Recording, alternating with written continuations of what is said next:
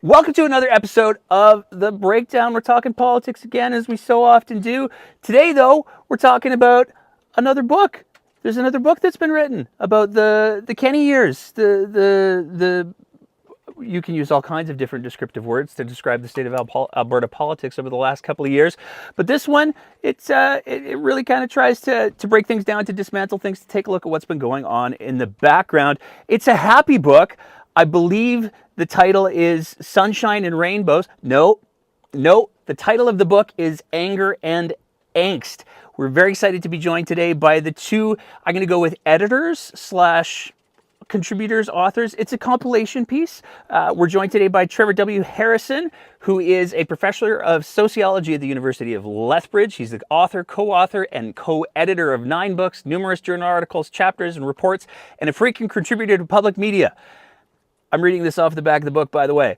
We also have Ricardo Acuña, who is executive director of the Parkland Institute since 2002. He's spoken and written extensively on energy policy, democracy, privatization, and the Alberta economy. Gentlemen, thank you so much for joining us today. Thanks for having us. Nice to be here, Nate. So before we get into the very happy book, if I can get a little bit of each of you to tell you, that was a very cursory bio that I gave there. So if we can tell us a little bit of your story. Ricardo, I'm going to start with you. What's the deal with Ricardo? Yeah, I mean, I've been doing Alberta politics for a very, very long time. I went to the U of A, got a degree in political science, and kind of started after university in international development and did a lot of work. I'm Latin American by birth.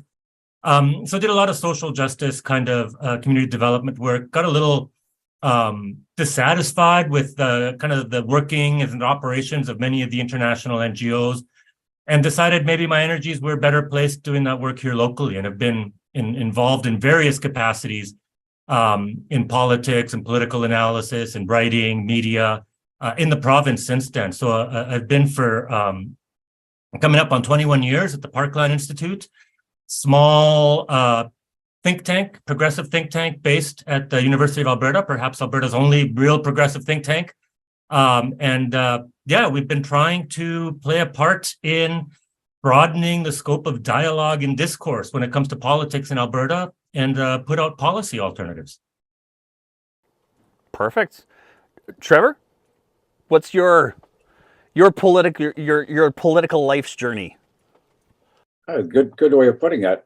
Well, I can say one thing. I was born in Edmonton, and I'm actually rather proud of the fact that I've lived from north to south. I live now in Lethbridge, Alberta, really close to the American border, of course. But I lived and worked for a number of years also in Fort McMurray, and so and I did my master's at the University of Calgary and my PhD at Edmonton. So I've kind of lived in parts of the province, been educated in parts of the province, and seen the province. And my original doctoral work was actually looking at populism, at that time the Reform Party, and of course in terms of the current government, it's very much informed by the kind of populism of the Reform Party and subsequent Wild Rose. Besides that, I also was director of Parkland Institute for 10 years, where Ricardo and I became good friends and colleagues. And so that's kind of my background, and I'm interested in all things political in this province, outside the province, and also internationally. So I guess that before we get too far into the book, I got to ask, Parkland Institute, you guys have gotten some shade. Danielle Smith has made a couple of pretty not so subtle digs towards the Parkland Institute. Why is that? Why do you think it is that it is a target? Some might say a polarizing institute. What is it about it? I think we've, since the beginning, we've really worked hard to provide alternatives, well-researched, peer-reviewed policy alternatives and policy analysis. And We have, for the most part, tried to speak from a different perspective than that what's offered up by most of think tanks, most of mainstream media in the province, and that gets to people, that bugs people. And it's very easy to try and discount groups who don't have this kind of academic rigor in their work. It's a little tougher with Parkland. So Ralph Klein loved to attack Parkland. At one point in 1999, he actually tried to have us closed down, writing a letter to the president of the university demanding that we be shut down, right? So it's a long history in Alberta of people pointing at us because we're doing good work. That's a kind of, whenever one of these premiers or politicians attacks us, we do very well by people calling us up and wanting to read our stuff even more. So we challenge them, we call them out, we purposefully try to present alternatives, and clearly it works. I would add to that too, that I think, the history of this province, and it goes back to one of the things we talk about in the book, is that oil and gas overdetermines the politics of the province. So you don't have a lot of different voices. Alberta has historically been a very corporatist province where the media, politics, those who run the economy have been very closely intertwined. And so, as Ricardo says, they don't like alternatives. They don't like a lot of questions. And given that this has been governed by a very conservative parties for most of the years, anytime someone raises questions, they tend to be fairly hostile to those alternative voices. I mean, it's hard to ask for a better pivot to the book, but given that the Parkland Institute does seem to provoke a healthy amount of anger and angst, let's talk about the book. So, what is the book? Why is the book a thing? What do people need to know about the book? I guess maybe a starting point for this is to, of course, in 2015, we had an NDP elected government, shocking a lot of conservatives. And out of that, of course, over the next few years, there was a lot of talk about the NDP being an accidental government, that the only reason they won was because the conservative right was split up. When Jason Kenney put together those two wings, traditional conservatives and the Wild Rose faction, in 2017, and then went on to win a victory in 2019, our sense, Ricardo and I had many conversations about this, was politics in the province was really changing. And what was going to happen over the next 4 years now that the UCP had won? The turn of events, of course, we could never have predicted, certainly the pandemic and everything else, but it became a kind of fascinating trajectory. And so we very early on said, well, we need to start thinking about a book, but not bringing it out really until close to the next election. And we held a series of symposia really with interested parties, writers, academics, non-academics, and some observers to talk about what was going on. We weren't even totally sure at first, I think, that there would be a book. That was our hope. But it was really to get a handle on the strange trajectory of politics in the province. And it became stranger, of course, over the next 4 years, as we see. And so that's kind of the beginnings of the book and why we've ended up with it right now. Ricardo, anything you want to add to that? Well, I think the big part of it, too, is that kind of sense that this was something different, right? That we were going to get policy from a different perspective. We saw even during the NDP's time in office that, they were quite activist. They changed a lot of policies, but they didn't really go for anything super radical, right? Like we didn't see any far left-wing policies coming out of the NDP. Whereas the indications from early on, especially the way that, we often call it a merger, but it really was a takeover of the progressive conservatives by the UCP. There was this kind of sense that we were going to get something different, that we were going to get some policy from the far right, and unapologetically and unabashedly, we were going to get policy from the far right. And we wanted to make sure that we were able to document that because it was new for Alberta. I mean, even Ralph Klein in his most neoliberal days kind of maintained that center-right sensibilities in how he navigated and checked in regularly with the electorate. It was clear that Jason Kenney wasn't that person. He wasn't going to check in. He wasn't going to be guided by anybody on the center, and even electorate. Like he didn't really seem to care in that regard. It's just a certain arrogance about it. So we knew the policies that we were going to get were going to be something we hadn't seen before, or at least more extreme than we'd seen before.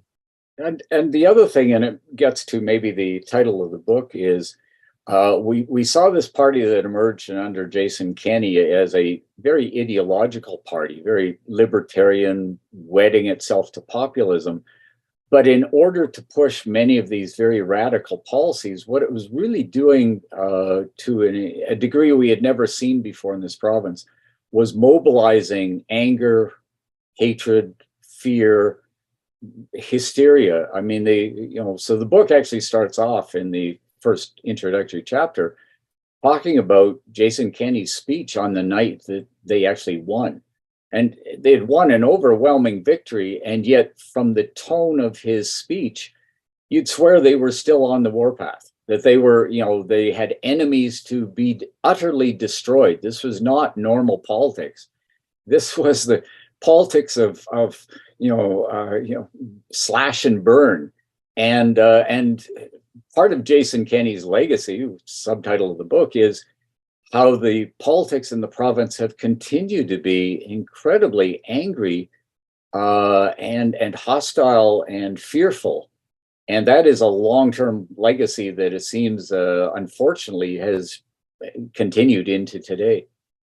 It's remarkable. It's remarkable that you bring that up, especially given the date that we're recording this on. So for anybody who's listening to this in a couple of days, this is being recorded on April 10th, and we just got word that the Premier of Alberta there's apparently an investigation being done by the Ethics Commissioner, for whatever that's worth. But that comes on the heels of, we saw some deeply polarized rhetoric from Mr. Kenney, and then we got Danielle Smith, and the level of the term that's being thrown around these days of rage farming that's been going around, and misinformation and disinformation that we're seeing coming straight out of the Premier's office is, please correct me if I'm wrong, but I cannot remember a time in Alberta history, short of going all the way back to Bible Bill, where we've had this level of screed, for lack of a better term. There have been, there have been flashes of it for sure, right? Like we saw, if you think about Ralph Klein around the whole Kyoto Protocol and the kind of initial climate change policies, very, very effectively turned positive approach, positive public sentiment in Alberta about the need to do something into anger at Ottawa for imposing these climate change policies on Alberta. So we see it regularly. Every time a politician has gotten into some trouble, every time a politician's numbers have gone down in terms of popularity, we see, this direction at Ottawa. But it's not been sustained to the level that it has. And it hasn't been as broad as it has since Kenney, right? With Kenney, it wasn't just Trudeau. It wasn't just Ottawa. It was environmentalists. It was Indigenous communities. It was teachers. It was nurses. It was doctors. It was spread wide. There was enough hatred and anger to go around for everybody. And I think that's particularly new. The other thing I think is we can also treat the anger and the hatred in an interesting way as being an index to the fact that politics in the province is actually changing. There's no point in getting terribly angry when you would take 73 out of 77 seats or whatever, and you've so destroyed any chance of opposition.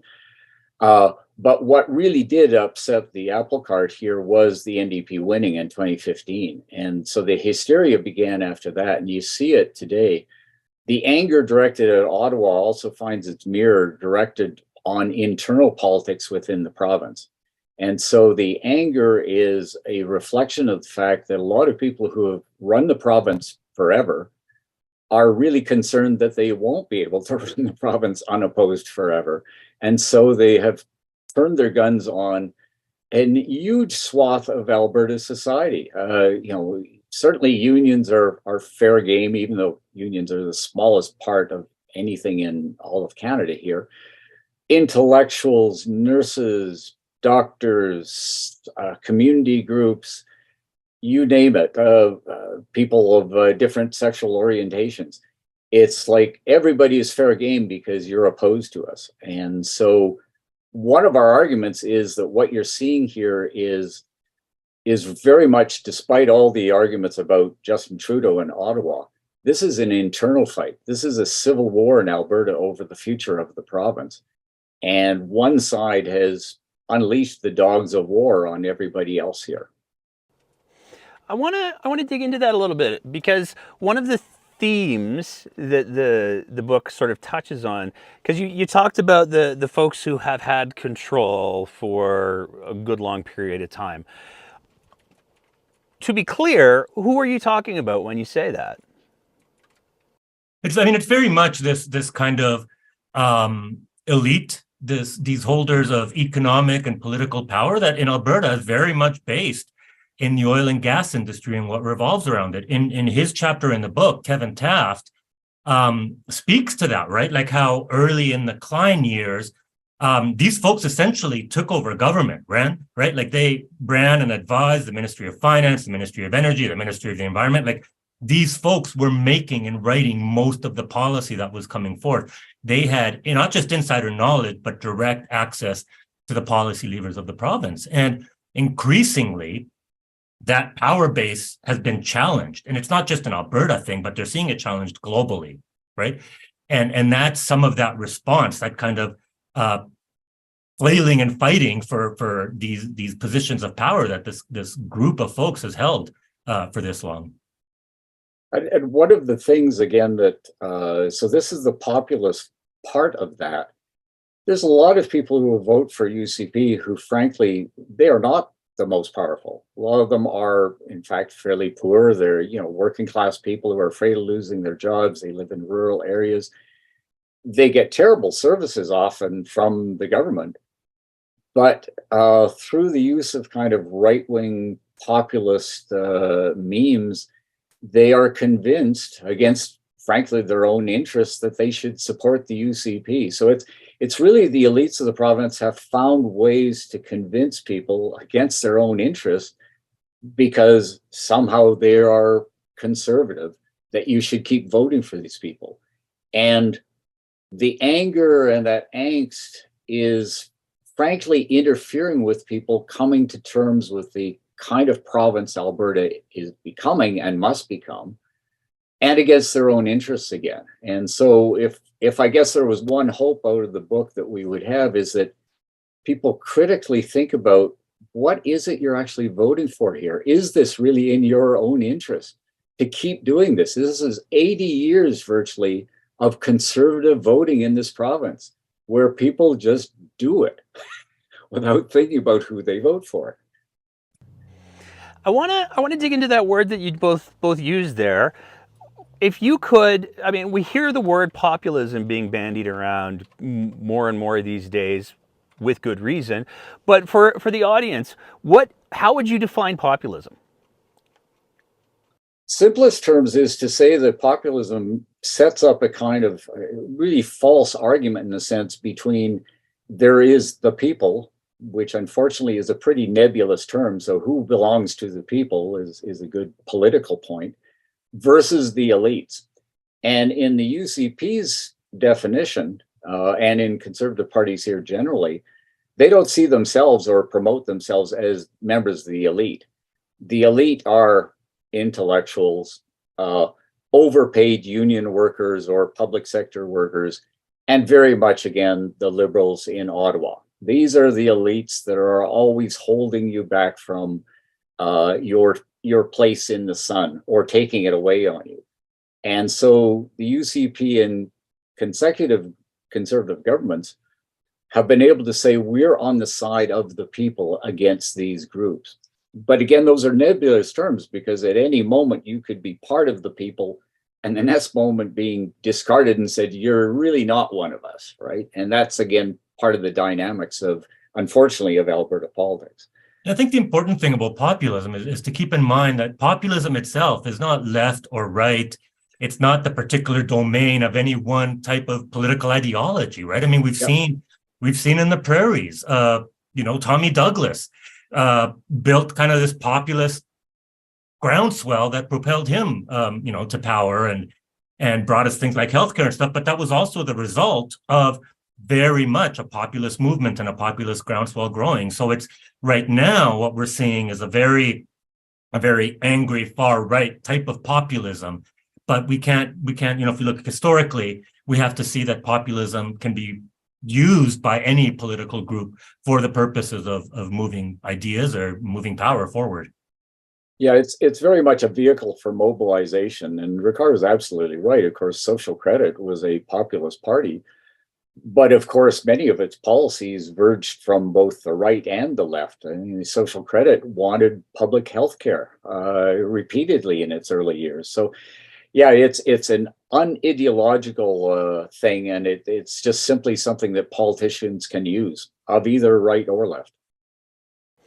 I think it's interesting that you bring up the whole, the way that the Conservatives in the province have historically been able to set themselves up, especially with the UCP, especially with the current incarnation of the UCP, with this, hey, we're just like you. We're not the politicians. I mean, every time Danielle Smith goes on her radio show and she talks about her health spending account, it's never in the context of anything other than, well, politicians, they get this health spending account. The public sector, they get this health spending account. And I just think it should be fair that everyone gets it. And every time she says that, there's this little voice in my head that's going, does she know she's the premier?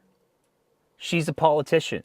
Like, she's the top politician in the province. So it's fascinating. Why do you think that they're able to execute that? Why do you think it is that people don't go, but you're the premier?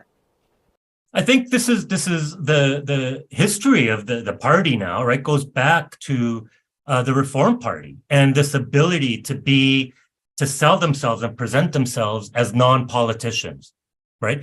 That history of grievance, that history of we're under attack, they use that we, right? We, Alberta's workers, Alberta's working class, Alberta's oil industry is under attack by elites, and it's very much that ability.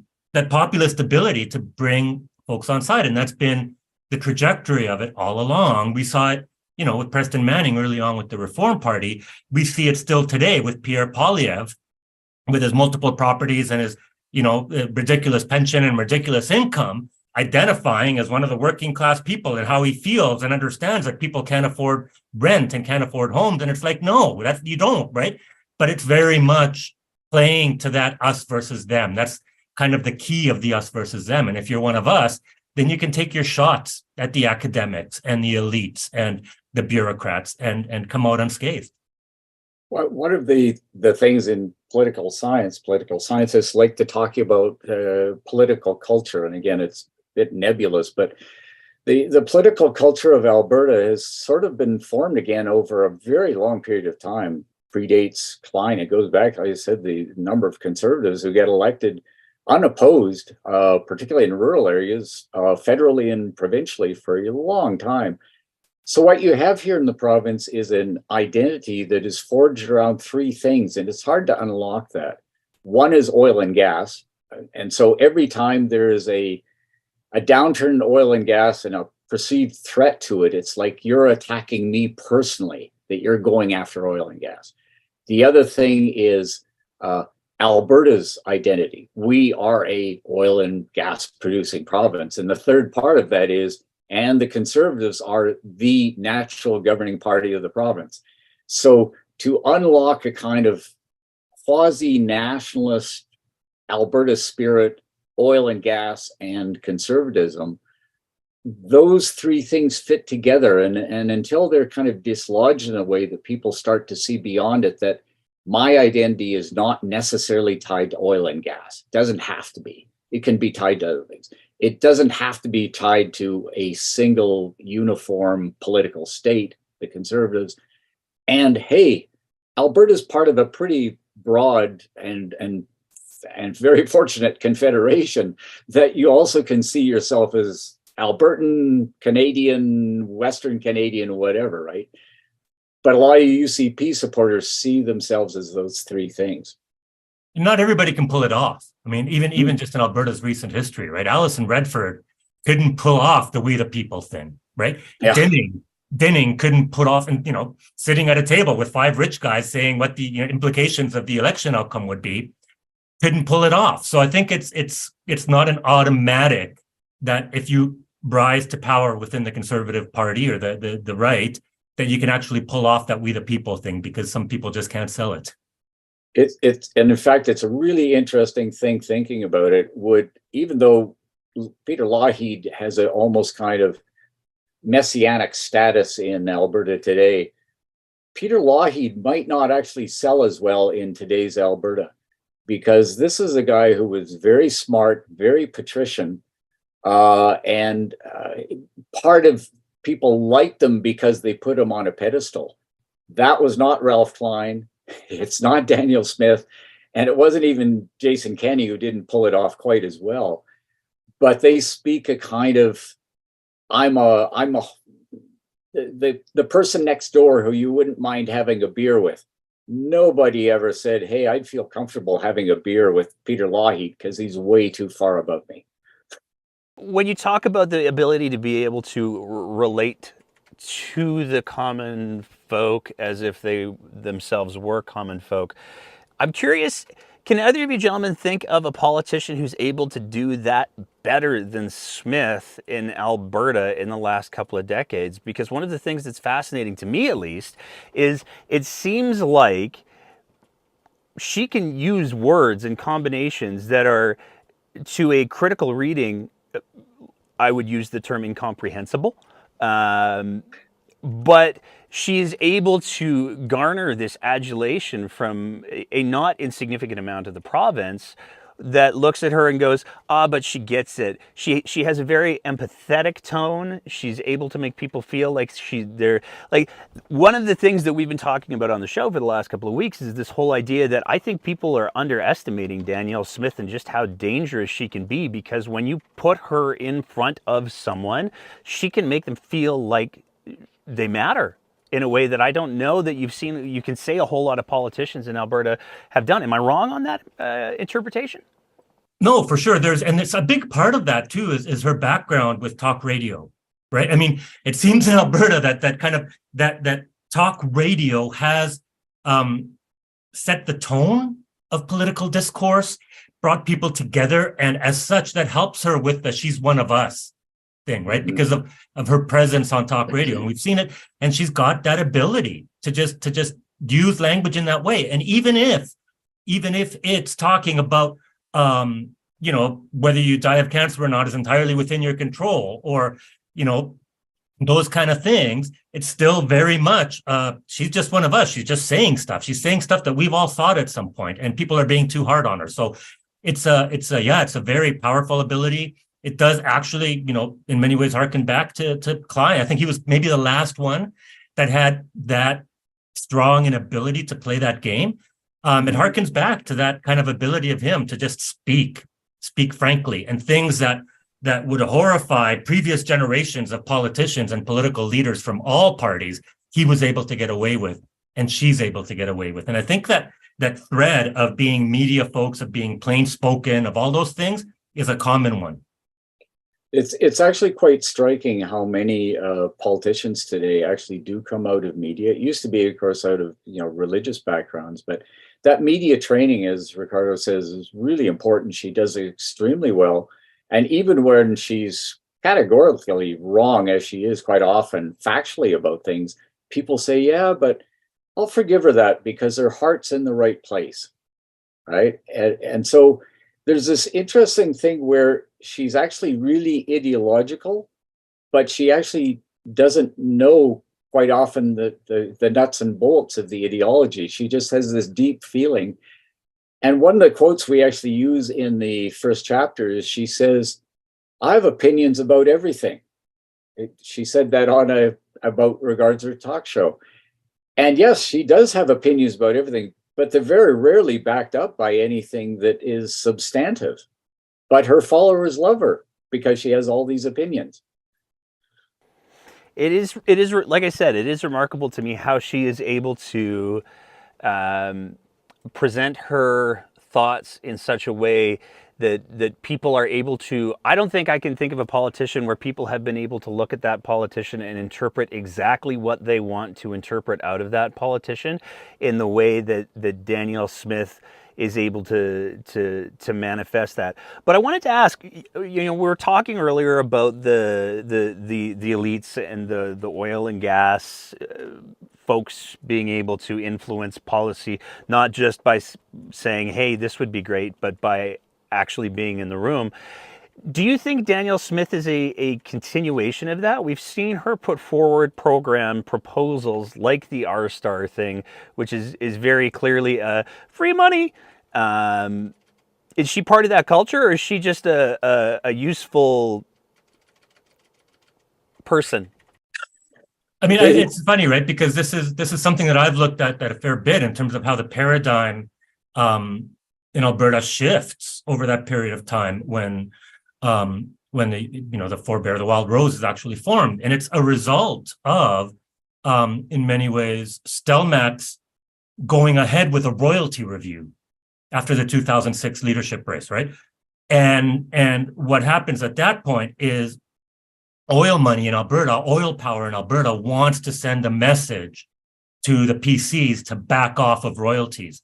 And the way they do that is they find a smart, articulate, well-positioned person and start funding the work of the Wild Rose Party and start funding her. In many ways, it's that oil and gas elite that create Danielle Smith and the Wild Rose Party back then, and that builds in. So yeah, she's benefited from that in the past, and she knows the community. She knows who the power players are. She knows who the influential ones are, and can still lean on them.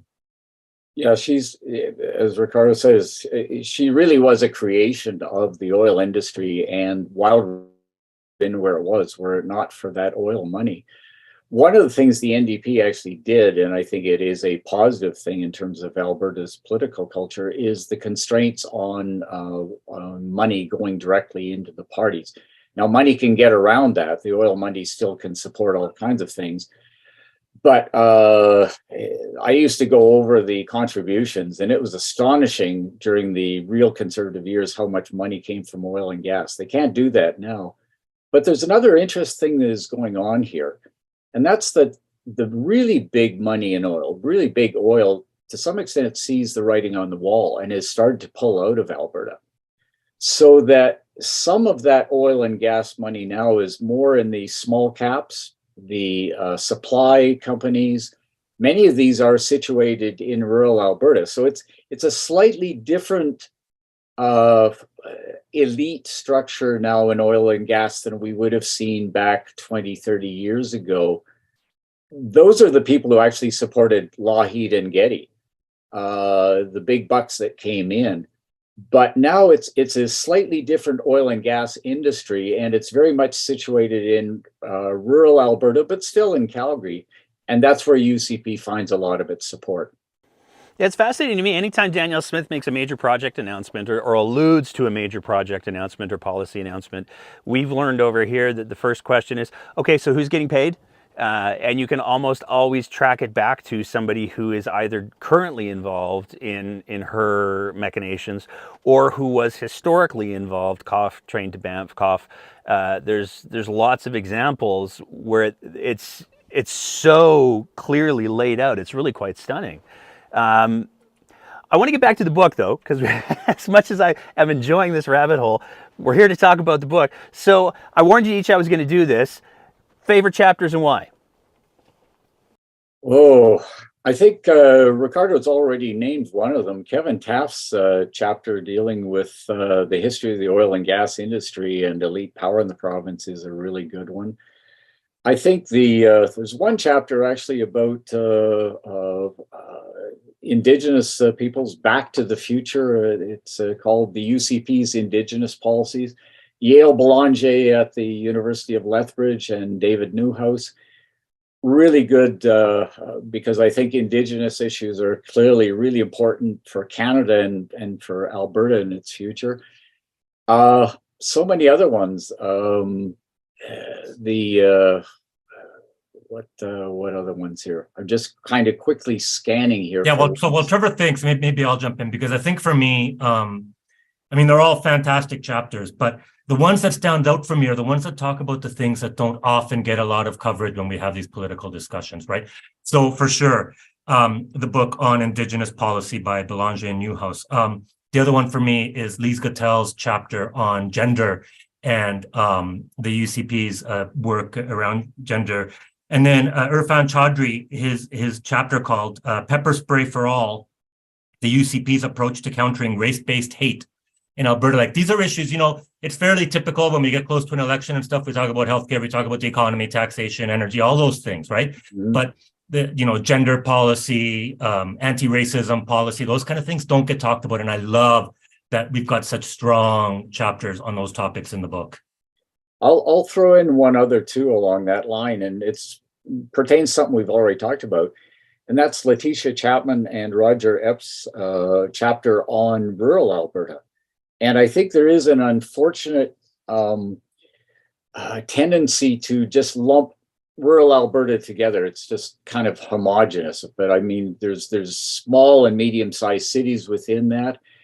And I think to understand, I think for anyone who actually wants to deal with progressive politics in the province, it's really important to come to terms with what rural Alberta is. How do we define it? Who are the people out there? These are not, as I suggested before, people who are obdurately conservative and right-wing. Many of them are just plain scared.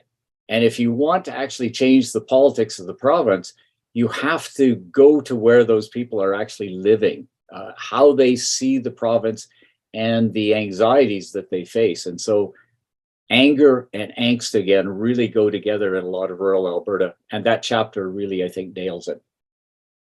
The rural Alberta piece is fascinating for me because I grew up in rural Alberta. Up until my early teen years, I lived in rural Alberta. My formative years were spent in northern Alberta, and it's amazing to me. It's very striking how the urban centers have this perspective of rural Alberta that's incredibly monolithic, and I think that that's part of the problem in regards to addressing the schism that seems to exist between rural and urban Alberta, and what the goals are for rural and urban Alberta. That's a lot of burbs in that sentence there. What are some things, does the book, I haven't gotten to that chapter yet, I'll be totally honest. I've been working my way through it, but it's over 500 pages, so what's the boy to do? But are there any things that you gentlemen would recommend in order for that schism to start to be closed a little bit? How can people start to have a conversation that's about all of Alberta, that all Albertans can have and be involved in, as opposed to having these two separate conversations, which we're certainly seeing very clearly divided in the polling results, for what those are worth, that have been released so far? We've talked here actually a lot about, seems to me, Daniel Smith's magic with the population, and a lot of it comes down to terminology and the words that you use. I think that progressives need to watch that they are not perceived or actually talking down to people, and that goes whether they're in rural or urban Alberta. But I think it's very easy for the UCP then say, well, those people in urban areas don't care about you, or they don't understand you. And so I think progressives really have to watch how they enunciate things. And also, I think some really practical policies that actually address those very real concerns in rural Alberta. And I don't think progressive parties, and this includes the NDP, have done a very good job of reaching out. It's very easy to stick within your own kind of urban enclave and not do a good job of reaching out to the rest of the province. And so I think that's a really important thing needs to be done. Part of it is, both the NDP and the UCP in this election seem to have, they're not working on rural Alberta at all. They're actually not addressing the issues and talking about the issues, right? The NDP, because they think it's a no-win zone for them, and the UCP because they think they've got it locked down. So I think that's part of it. One of the things that Trevor and I talk about in the conclusion is this kind of false narrative of polarization that exists out there, right? That people assume that Alberta has become polarized between these two extremes. And when you actually look and talk to folks and see what's being done around values in Alberta and what people want to see from their leadership and stuff, most Albertans, it's a standard distribution, right? And the majority are in this big, like, hump right in the middle. But it serves the party's electoral interests right now to push division, to identify each other as radical, to identify each other as extreme. And they're focusing all their energy on that. Nobody has actually presented anything resembling a coherent vision for the province, right? Anything constructive or positive in terms of a suite of policies that'll get us somewhere. And I think in many ways that's up to Albertans to push back on that. And that's part of what we hope the book will do, is generate some of those conversations, because Albertans aren't there. The parties want them to be there. And if Albertans can push back on that, maybe we can start getting some actual positive engagement and positive visioning from the parties rather than just anger and angst. Okay. I want to get your gentlemen's thoughts on the new not party that is dominating a lot of the conversation and certainly claims to be influencing a lot of the major events that we're seeing unfold in Alberta: the removal of Jason Kenney, the installation or election of Danielle Smith, the UCP board, the folks that take back Alberta. This seems to be a new kind of beast, and I don't think that there's a whole lot of people who know how to deal with it, address it, what to do with it. I mean, we were talking on our show last night about the fact that the director of the president of Take Back Alberta appears to be married to one of the chief narrative drivers at True North, and there is clearly coordination that's happening inside of their Telegram group. How do Albertans navigate that kind of thing, do you think? I'll start with Ricardo. Yeah, I mean, this is one of the impacts of actually the NDP's legislation to ban corporate donations to the parties, was the creation of very much American style PACs, right? And this is one of them. So what it's done in many ways is taken the stuff that used to happen in the back rooms, the stuff that used to happen in the basements before party meetings and those kind of things, and brought them to the forefront and put a lot of money in their hands. And so the kind of gamesmanship and stuff that's being driven by them is not new. It's just on a much more visible and a much larger scale than it has been in the past. And I think what's happened is that there's been this confusion created through the existence of things like Rebel News and some of these advocacy groups online, this confusion created between what's news, right, and what's propaganda. And I think that's something that we've lost the key to navigating, and we've lost the ability to navigate as a society in doing that. So I think that's one of the biggest challenges, is to actually do some of that work to regain that difference in understanding between news, commentary, analysis, and propaganda, because so much of what we talk about in terms of anger and angst is actually being driven by these propaganda arms. And like you said, the connections between groups like Take Back Alberta and the Freedom Convoy folks and like even Rebel News, right? I mean, it's the interplay between all of these groups. When you start to look at it, it's all coming from the same place. Everybody's using the same scripts. Everybody's using the same words. And we've lost the ability, maybe the interest, in navigating that. I think part of it is because of the way that social media amplifies certain voices. But I think a large part of it too is that you hear these things repeated enough times.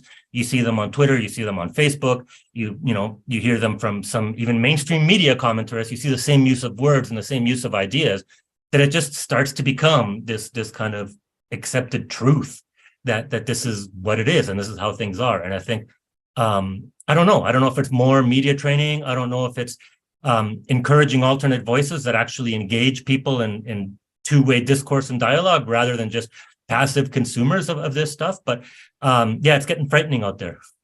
Well, one of the peculiarities of Alberta politics, particularly, again, and I'll use the term rural just because it's heuristically useful, is that there's a lot of ridings, though, in the province historically where the fight has not been during the election. It's actually been in getting the nomination. And so it's kind of proof of the fact that if you have a really dedicated, aggressive, well-organized minority, that you can kind of seize the terrain. And so what we see is quite often, and we've seen it in the past lots of times, but in the case of Take Back Alberta, it seems that they've decided we can get our people into being the nominated candidates. We can take over boards. It's not reflective of the wide population, and not even in many cases, a lot of traditional conservatives would be appalled. But what they're counting on is the fact that once you get that, nobody will oppose you. That you've basically won the election as soon as you get that nomination, and the board will assist in getting that nomination. So the only way to really break free of that, and one of the things we actually argue in the concluding chapter, is that conservatism needs to really think about what it is any longer. It's not clear, and that the body politic could probably benefit from something that looks like a legitimate conservative party at this point.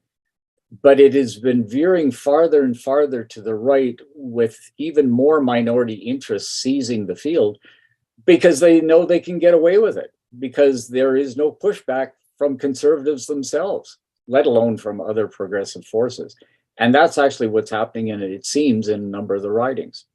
Yeah, I mean, certainly in Calgary, we saw a sitting minister say, "I'm out of the election, so long, thanks for all the fish." And then as soon as a opportunity to be appointed opened up, I'm back in. So it's a more winnable riding, yeah. Yeah, it's very telling. I think it's very telling how the real power seems to lie in the nominations. And I just wanted to, I think what you said there, Ricardo, about the media piece is critically important, because I go back to the Alberta Prosperity Project debates, where we saw this like horrifying game of telephone get played out in real time, where a certain dark universe version of Caillou decided to write a story about Justin Trudeau's climate police and the new prison that they were building in Winnipeg. And that got repeated all the way up to the debate, where Dr. Modry then repeated it, and we had the UCP leadership, some of the UCP leadership candidates, commenting on this thing as if it was real, when it never existed. But because of the repetition and the fact that these far-right media, oh, what was the word you used? You used a word that was just like bang on. I'm going to have to go back and save it and write it down everywhere.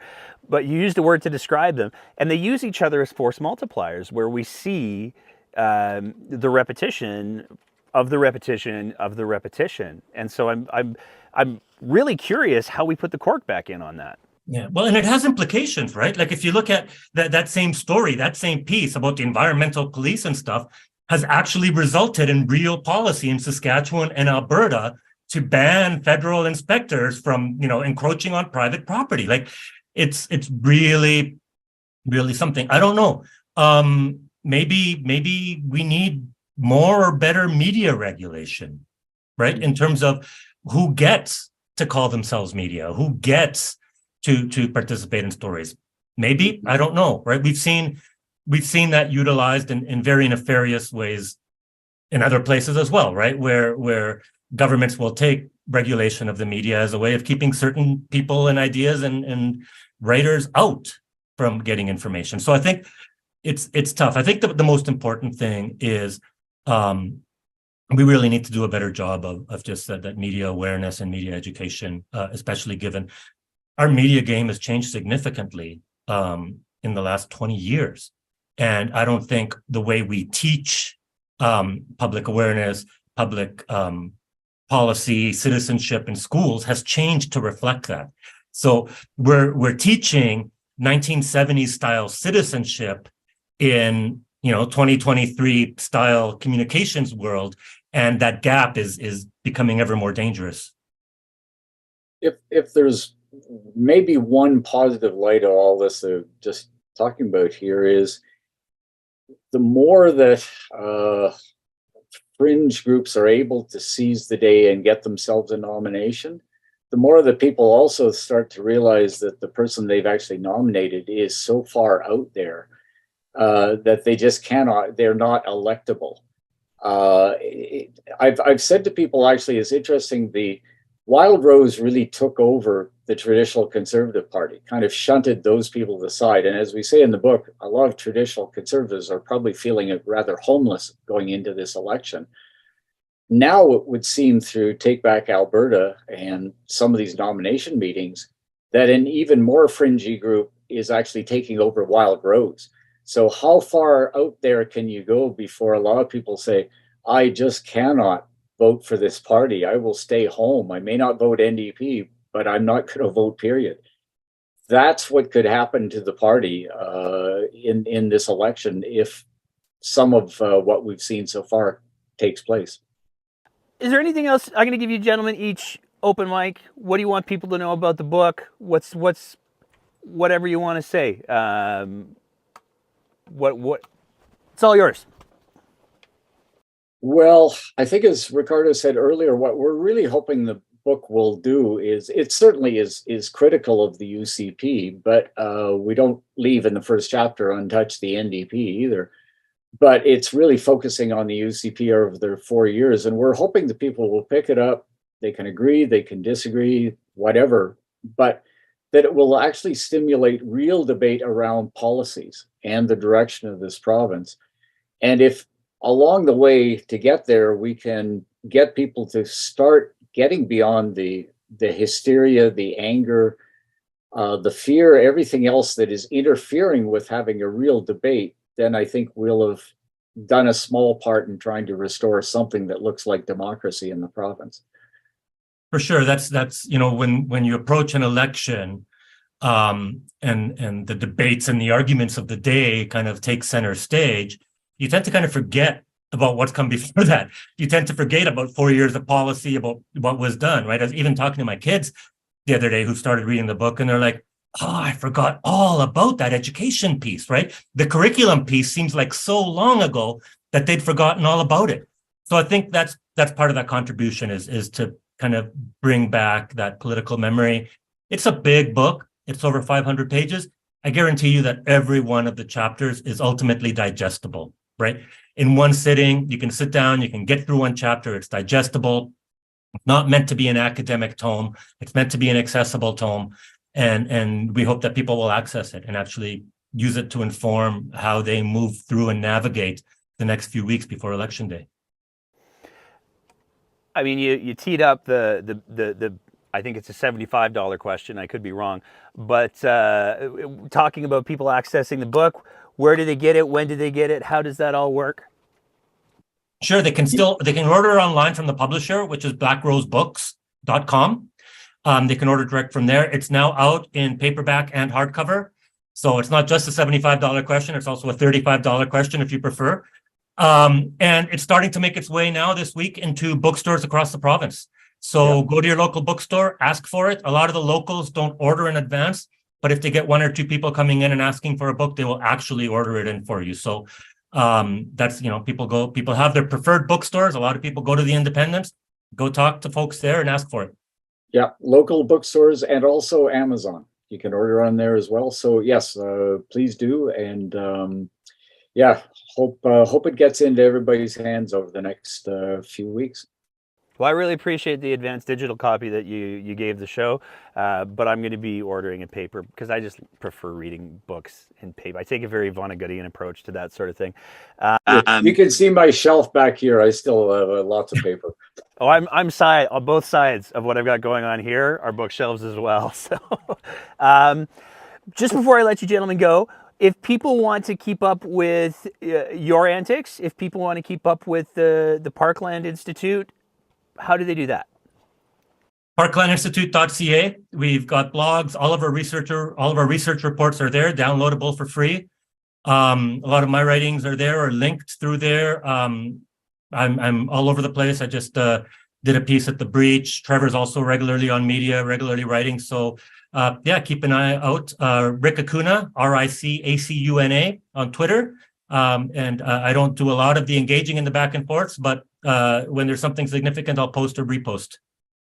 And I don't tweet, but I'm very accessible by email. People can easily find my link here, trevor.harrison@uleth, universitylethbridge.ca. always happy to respond to anybody. I will do it immediately. So Awesome. Well, I want to thank you, gentlemen, so much for your time. I look forward to finishing the book. I look forward to getting my hands on a paper copy as well, because, like I said, it's just something about that. I'm a romantic, I guess. Yeah, look forward to seeing what each of you do next, as well as what the Parkland Institute continues to do. Fantastic. Thank you so much for having us, thanks, Nate. Nate. As always, if you appreciate the kind of content that we're trying to produce here at The Breakdown, we would love it if you swung by our Patreon page at www.patreon.com/thebreakdownab and signed up for a small monthly sponsorship of the work that we're trying to do here. It is because of the support that we receive from our Patreon sponsors that we're able to continually up our game, and it is tremendously appreciated. So I want to throw a big thank you out to them, and you can go ahead and visit that website and join and support us as well, because we need all the help we can get. Thank you so much for your attention. Thank you so much for listening and being part of these important conversations. And we will see you next time on The Breakdown.